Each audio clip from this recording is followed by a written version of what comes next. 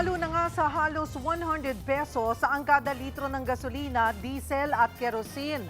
Ang matindi pa raw ay tataas pa yan. Live mula sa EDSA Cubao, nasa frontline ng balitang yan si Rainiel Pawid. Rainiel, anong update dyan?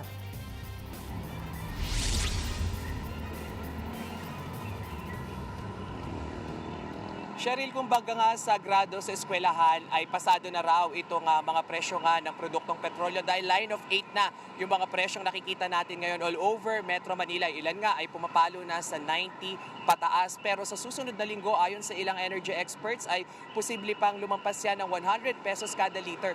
Pero ito yung isa sa mga diskarte ngayon ng mga kapatid natin na mga driver at lalong-lalo na ngayon mga nasa PUV sector. Yung ilan sa kanila ay may mga ginagawang paraan para makatipid at masulit yung pagpapagasolina. Nandito tayo sa isang gasolinahan sa may Quezon, sa Main Avenue, at isa nga sa nakita natin kanina ay si Sir. Sir, magandang gabi. Pangalan po natin? Alan Cantilabs po, Quezon City po.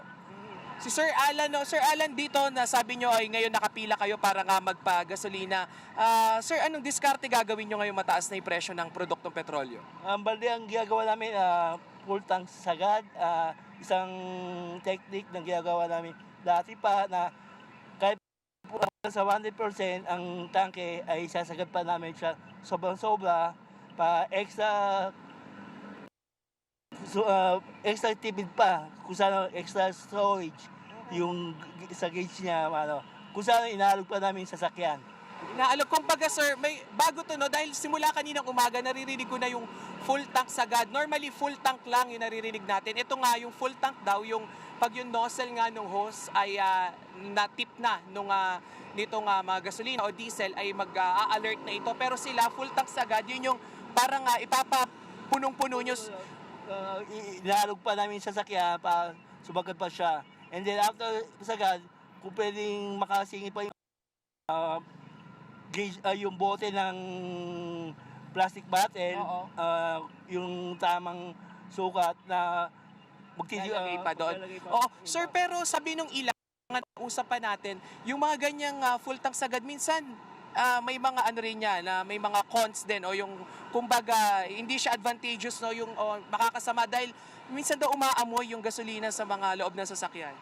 May disadvantage talaga siya. Una, sa throttle niya, sa gauge ng fuel gauge, kasi sira talaga siya. Kasi wala na yung hangin, kung saan naiipit na siya. Kaya, and then, pangalawa, nag-overflow siya. Pag mali ang pagkabuhos ng gasolina, mangangamoy talaga sa loob. Okay. At isa pa, Cheryl, dito sa mga napag-alaman natin, sa ilang grupo nga ng mga taxi driver, ay yung ilan, kaambang pagsirit na naman ng presyo ng petrolyo sa ay yung ilan daw ay hindi na nga babiyahe muna. Tama ba yun, sir? Siya na instead every day, every other day ang biyahe, ang iba. Ang pagkaalam ko sa jeepney, mas grabe sila dahil medyo hinahinay sila sa pasada. More in pila-pila talaga sila. Okay. Pag-iingat sa biyahe. Magandang gabi po.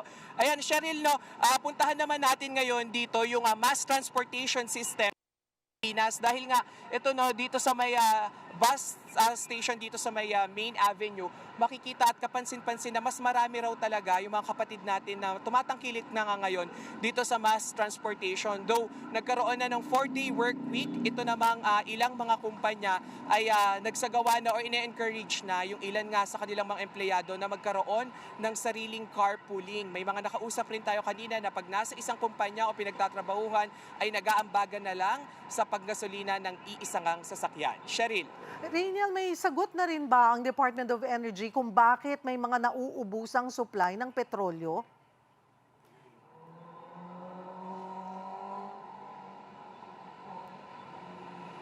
Cheryl, kanina ay sinubukan natin yung tanungin sa Department of Energy at sa ilang mga energy sources natin. Ang sabi nga nila ay ang possibility nito ay talagang wala na raw supply o hindi na nga maidala dito sa mga specific na lugar. Gaya na lamang may nakuha tayo na nagkakaubusan na rin din sa may Northern Luzon, specifically sa may Dagupan, Bulacan at ilang area dito nga sa may Bataan. Dito naman sa Metro Manila, kanina ay nakita natin yung isang gasoline station pero na-delay lang daw. Pero yung delay na yun, Cheryl, ay 2 days silang hindi nag-operate, no, hindi operational. So malaking lugi talaga doon nga sa mga gasolina ang sabi nila. Pero yung ilan dito sa mga nakausap natin na mga tsuper, ang sinasabi nila ay possibility rin, malaki rin yung posibilidad na yung ilan sa mga gasolinahan ay sasamantalahin yung pagkakataon na to na ipitin dahil nga sa susunod na linggo ay mas malaki na naman yung ipapataw. Pero bawal po sa batas yung pag-iipit at pagmamanipula nga ng langis at ng presyo nito. Cheryl.